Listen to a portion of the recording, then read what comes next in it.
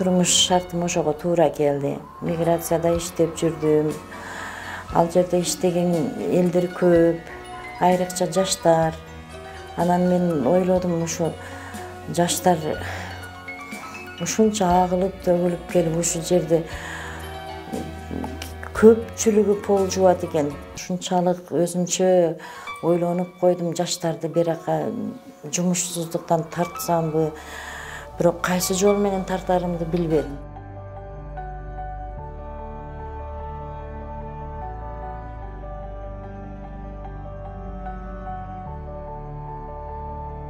Салон ачып туруп, жаштарды ошо салонго иштетип, жумушсуздуктан 5 адам болсо дагы, 1 адам болсо дагы эме кылсамбы деп уюштура баштаганда 10 женщинадан долбоор келип калды. Аны дагы өзүм издеп таптым. Азыр деген телефон бар экен, интернет бар экен, интернеттерден издеп тап, эме кылып, ушуга уюштуруп берейин деп анан жаштарды чакырдым.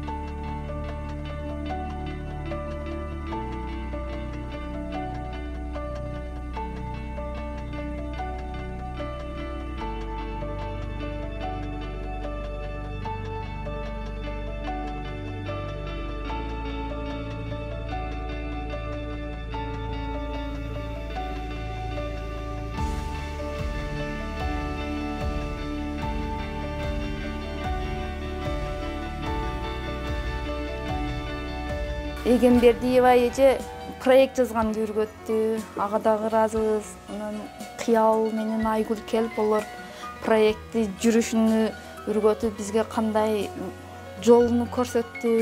Алдыда чоңойтуу максатым бар. Мен өзү негизи проект жазганда да ошол айылдагы жаш келиндерди тартып, ошол жаш келиндерге үйрөтсөм деген оюм болгон.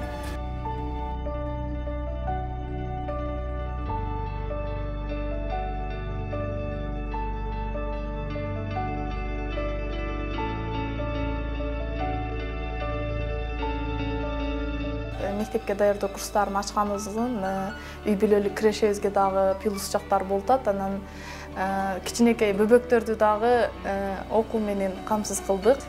Анан иши жок баягы жумушсуз калган аялдар дагы жумуштуу болду бул жерде. Топто 5 киши иштейбиз.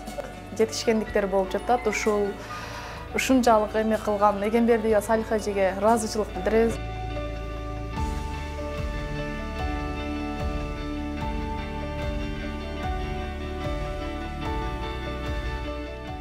Анан бала деген бала экен да, бирини түртүп өтөт, бирини сөгүп өтөт. Ошентип мелкий конфликттер башталып кетет.